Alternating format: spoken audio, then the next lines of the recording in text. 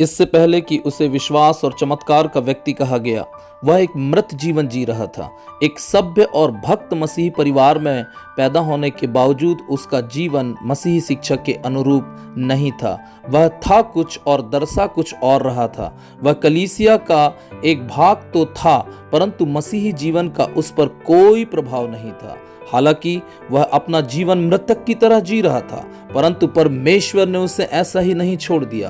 परमेश्वर ने उसे एक नया जीवन दिया और इस कारण आज उसे विश्वास और चमत्कार का व्यक्ति कहा जाता है।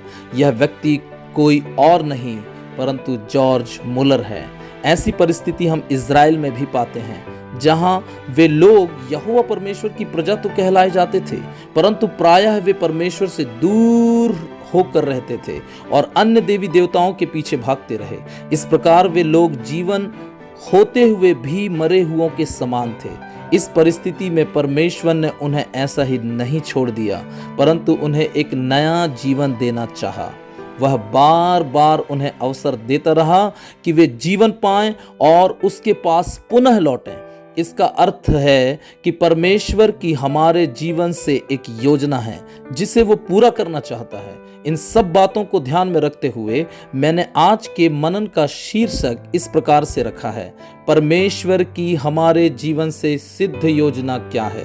परमेश्वर की हमारे जीवन से सिद्ध योजना क्या है, इसे जानने के लिए आप मेरे साथ अपने पवित्र शास्त्र से निकाल लीजिए यहेजकेल की पुस्तक 37 अध्याय 1 पद से लेकर 14 पद तक। एक बार और मैं आपको बोलूं, यहेजकेल की पुस्तक 37 अध्याय 1 पद से 14 पद तक। आइए हम इसे देखेंगे। पारंपरिक रूप से यहेजकेल को इस पुस्तक का लेखक माना जाता है। यहेजकेल एक याजक था जिसके नाम का अर्थ है परमेश्वर सामर्थ्य देता है। यहेजकेल उन बड़े नबियों में से एक है जो बेबीलोन की बंधुआई में इजरायलियों के बीच भविष्यवाणी की सेवकाई कर रहा था, जिससे कि लोगों का उत्साह बढ़े और आशा ना टूटे। जैसे हम जानते हैं कि इजरायली 586 ईसा पूर्व में 70 वर्षों के लिए बेबीलोन की बंधुआई में ले जाए गए, जहां पर उनकी दशा बहुत ही दयनीय हो गई थी। यरूशलेम के नाश किए जाने तथा लोगों को निर्वासन में से ले जाने से इज़राइल के राष्ट्रीय जीवन का अंत हो गया था। इसे हमने पढ़े गए पद्यांश में देखा कि उनकी दशा सूखी हड्डियों के समान हो चुकी है। यहाँ परमेश्वर इज़राइल को सूखी हड्डियों के रूप में संबोधित करता है, जिनमें जान नहीं है, परंतु परमेश्वर हार नहीं मानता और उनमें जीवन देना चाहता है। जिस प्रकार हमने देखा कि परमेश्वर की हमारे जीवन से एक शुद्ध योजना है, आइए हम इस अनुच्छेद के आधार पर देखें कि वह सिद्ध योजना क्या है। सर्वप्रथम यहाँ पर मैं अपना पहला बिंदु रखना चाहूँगा, परमेश्वर जीवन देने की चाहत रखता है। परमेश्वर जीवन देने की चाहत रखता है। इसे हम देखेंगे पद 1 से पद 6 तक। इन पदों में हम यहेजकेल को सूखी हड्डियों के समक्ष खड़ा हुआ पाते हैं, जहां हड्डियां ही हड्डियां हैं, जिनमें जीवन का एक अंश भी नहीं है। यशायाह नबी ने भी एक बार इस राष्ट्र को सड़े हुए घावों से भरा देखा। यशायाह की पुस्तक उसका 1 अध्याय 5 पद से 6 पद तक हम इस बात को देखते हैं। यह बीमारी पहले मृत्यु तक पहुंची, फिर विघटन और अब खुली हुई अस्थियों के बीच में यह घोर निराशा और असंभावना को उजागर कर रही है। इस उपमा के द्वारा परमेश्वर यहेजकेल को इज़राइल की वास्तविक स्थिति, जो इन सूखी हड्डियों के रूप में है, बताना चाहता है। हड्डियों के लिए इब्रानी भाषा में जो शब्द प्रयोग किया गया है, उसका अर्थ बहुधा गहन अर्थ में मैं स्वयं होता है, जिसे हम उत्पत्ति की पुस्तक 2 अध्याय उसके 23 पद में और भजन संहिता 6 अध्याय उसके 2 पद में और भजन संहिता 51 अध्याय उसके 8वें पद में देख सकते हैं। यानी यहाँ पर ये हड्डियां स्वयं इजरायली लोग हैं, जिनकी हालत बहुत बुरी है। वे अब प्रतिज्ञा के देश में नहीं हैं। मंदिर जो उनके जीवन का केंद्र था, वह भी उनके बीच में न रहा। सब जगह विनाश ही विनाश था। उजड़ापन और सूखापन उनके जीवन की सुंदरता बनकर रह गया। परंतु ऐसा क्या हुआ जिससे वे इस स्थिति तक पहुंच गए? इसका कारण यह है कि उन्होंने अपने परमेश्वर यहोवा को त्याग दिया और उसके पीछे न चले। वे परमेश्वर की आज्ञा का पालन करने से चूक गए, जिसके कारण उन्हें बंधुआई में जाना पड़ा। उन्होंने परमेश्वर की आशीषों को खो दिया। अब वे मात्र सूखी हड्डियों के समान हो चुके हैं, जहां कुछ नहीं हो सकता, लेकिन परमेश्वर की स्तुति हो, परमेश्वर की स्तुति हो। जहां से कुछ नहीं हो सकता, परमेश्वर वहां से कुछ करना चाहता है। जहां से कुछ नहीं हो सकता, परमेश्वर वहां से कुछ करना चाहता है। तीसरे पद में परमेश्वर यहेजकेल से प्रश्न करता है कि क्या ये हड्डियां जी सकती हैं? मनुष्य होने के नाते शायद यहेजकेल के अंदर प्रश्न रहा होगा कि इन सूखी हड्डियों में जीवन कैसे आ सकता है। देखिए वह किस प्रकार से जवाब देता है।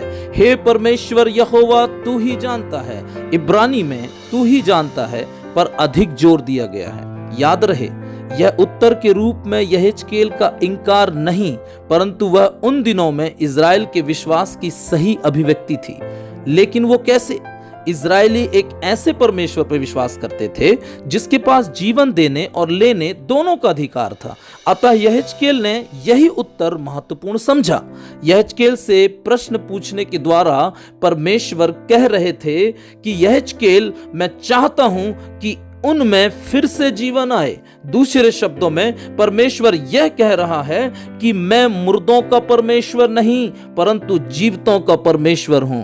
मैं इनकी अवस्था से प्रसन्न नहीं हूं। मेरे प्रियो, यहां इज़राइली अपनी मृत दशा में हैं, जिसके जिम्मेदार वे स्वयं थे। लेकिन हमारे बारे में क्या आज हम भी अपने आत्मिक जीवन में मृत दशा में पड़े हैं? इस मृत दशा के कारण हो सकता है हम अपने जीवन में घोर निराशा से होकर जा रहे हों, हमारा प्रभु के साथ संबंध टूट गया हो, आत्मिक उत्साह हमारे जीवन से बहुत दूर चला गया हो, आशा की कोई किरण दिखाई नहीं देती। हम जीवित दिखाई तो देते हैं, परंतु वास्तव में मृत हैं। मृत दशा में पहुंचने के कारण हम हैं, परमेश्वर नहीं। परमेश्वर हमसे आज्ञाकारिता की मांग करता है ताकि हम मृत अवस्था से बच जाएं। आज हमारे सामने वही प्रश्न है जो यहेजकेल के सामने था।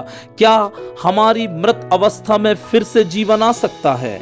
हाँ, निश्चय आ सकता है, क्योंकि परमेश्वर की योजना हमें जीवन देने की है, ना कि नाश करने की। यीशु मसीह कहते हैं, चोर किसी काम के लिए नहीं, चोरी करने और घात करने आता है, लेकिन यीशु इसलिए आया कि हम जीवन पाएं और बहुतायत से पाएं। इसे हम यूहन्ना रचित सुसमाचार उसके 10 अध्याय उसके 10वें पद में देख सकते हैं। प्रियो, परमेश्वर इस मृत दशा से हमें निकालना चाहता है। परमेश्वर मुझको और आपको वहीं पड़े रहने नहीं देगा। वह अवश्य ही अपना कार्य हमारे जीवन में करेगा, ताकि जिस जीवन की इच्छा वह करता है उसे दे भी।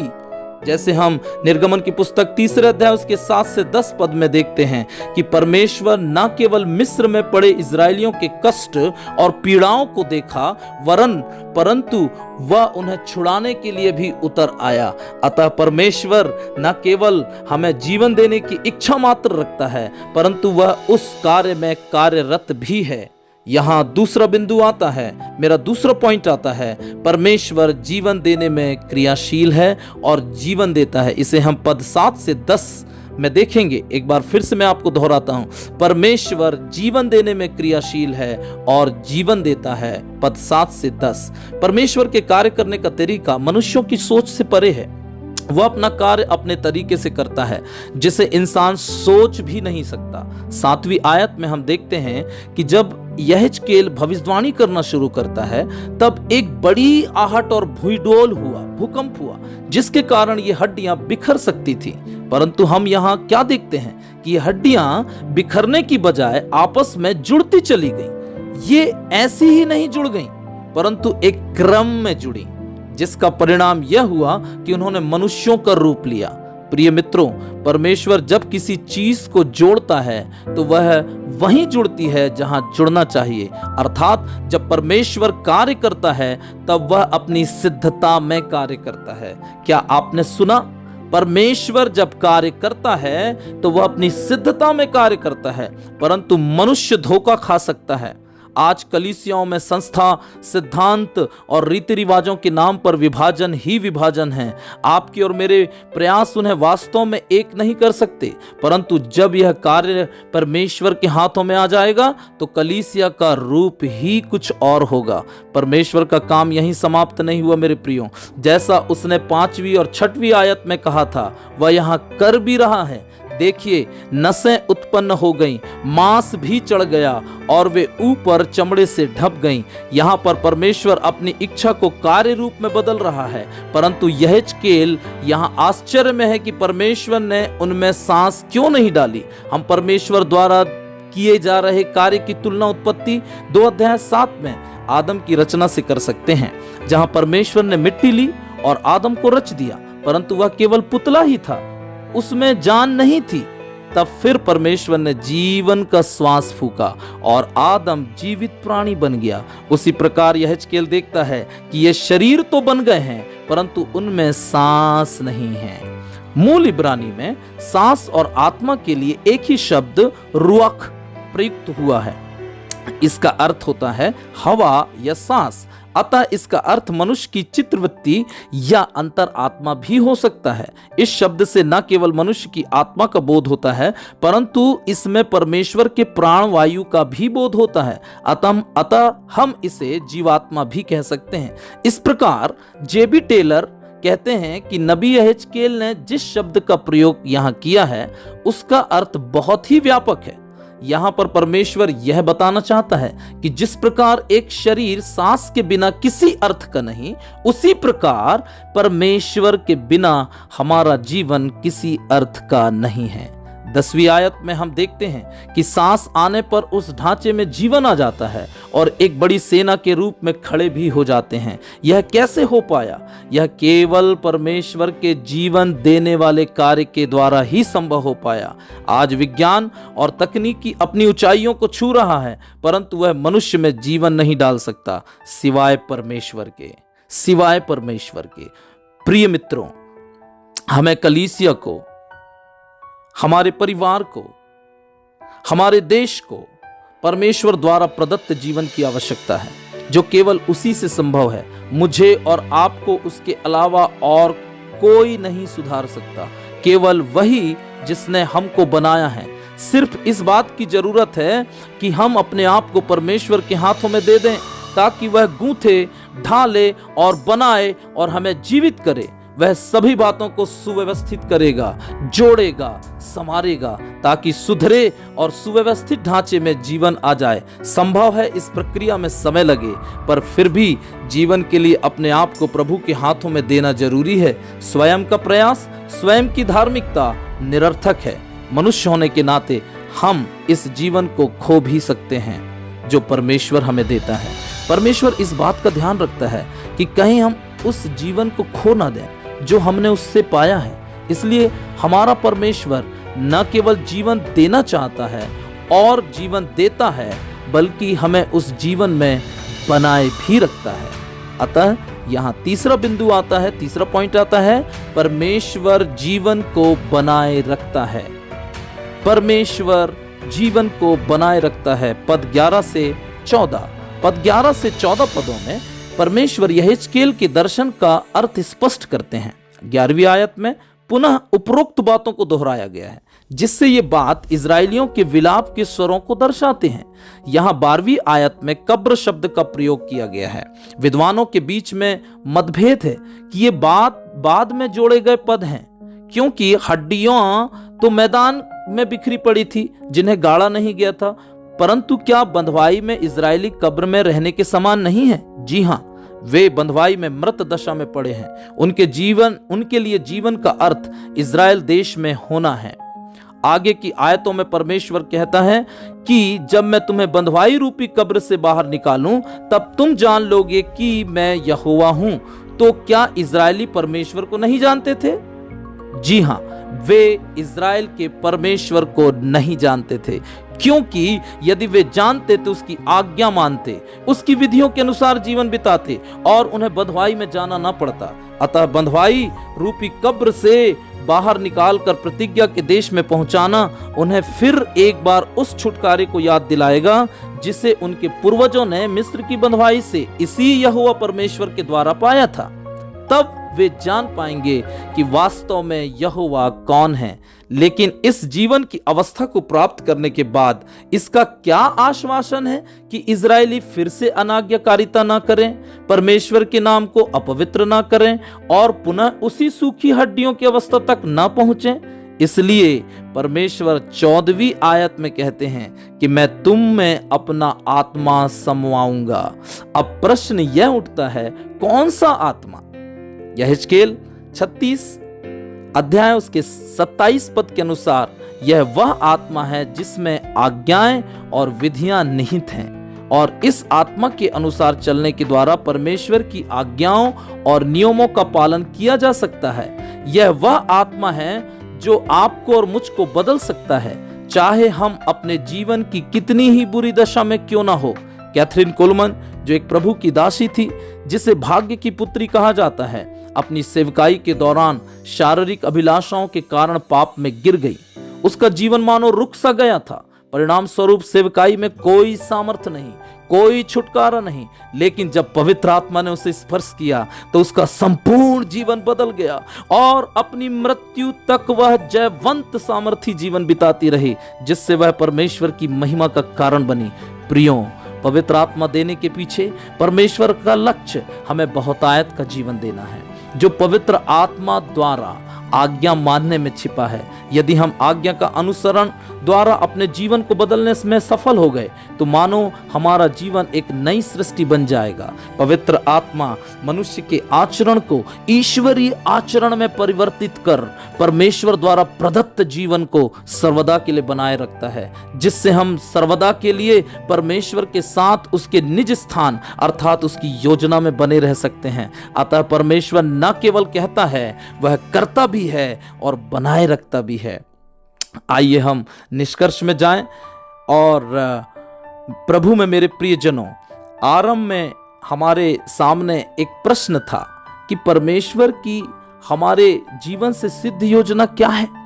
उपरोक्त वचन पर मनन करने के द्वारा हमने पाया है कि परमेश्वर हमें जीवन देने की चाहत रखता है। वह चाहता है कि हम जीवन पाएं और उसकी यह चाहत निष्क्रिय नहीं है। वह न केवल हमें जीवन देने की इच्छा रखता है, परंतु हमें जीवन देने के लिए निरंतर क्रियाशील, हमारे जीवन में क्रियाशील बना रहता है और हमें जीवन देता है। यह हो सकता है कि आज हम एक समझौतापूर्ण जीवन बिता रहे हों, निरंतर संघर्ष के बावजूद कोई सफलता हमारे हाथ ना आई हो, अपने दोहरे जीवन से हम तंग आ चुके हों, अब कुछ नहीं हो सकता, मैं बदल नहीं सकता। लेकिन मेरे भाई, मेरी बहन, यदि आज पवित्र आत्मा को अपने जीवन में आमंत्रित करें तो वह आपको और मुझको पूर्ण रीति से बदल सकता है। परमेश्वर नहीं चाहता कि हम उसके द्वारा दिए हुए जीवन को खो दें। हमें जीवन देने की चाहत ने प्रभु यीशु मसीह को इस दुनिया में लेकर आया, और यह केवल उसकी चाहत ही नहीं बनी रही, परंतु अपने बलिदान रूपी कार्य के द्वारा उसने हमें जीवन दिया भी। जब प्रभु यीशु मसीह परमेश्वर के पास लौटे तो वे जाते जाते हमें अपना पवित्र आत्मा देकर गए, जिससे हम इस अमूल्य जीवन को खो ना दें, परंतु इसमें बने रहें। प्रभु यीशु मसीह का तात्पर्य इस सांसारिक जीवन से नहीं, परंतु उस अनश्वर और अनंत जीवन से है, जिसे हम उसके साथ सदा सर्वदा के लिए पाएंगे। प्रभु ने हमें जीवन दिया है और उस जीवन में बने रहने के लिए पवित्र आत्मा दिया है। किसी ने कहा है, पवित्र आत्मा से परिपूर्ण रहो, अर्थात पवित्र आत्मा को सोख लो, इतना भीग जाओ कि आपके जीवन का हर धागा पवित्र आत्मा के रंग में रंग जाए।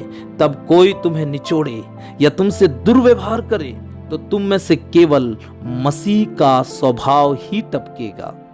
हाँ, एक ऐसा ही जीवन परमेश्वर हमें देना चाहता है। चुनाव हमारे समक्ष है कि क्या हम उसकी सिद्ध योजना के लिए अपने जीवन को उसके हाथों में देना चाहेंगे। यदि हाँ, तो आइए हम अपने सरों को झुकाएं और प्रभु से कहें कि प्रभु, मेरी योजना नहीं परंतु आपकी सिद्ध योजना मेरे जीवन से पूरी हो जाए। आइए हम प्रार्थना करें। परमेश्वर, आपको धन्यवाद देते हैं आज के इस समय के लिए, आपके वचन के लिए जो आपने हमें दिया। प्रभु, जितने लोगों ने सुना सबको आशीषित करें, सबका जीवन बचे, आशीष पाएं। यीशु मसीह के नाम से इस प्रार्थना को मांगते हैं, आमीन।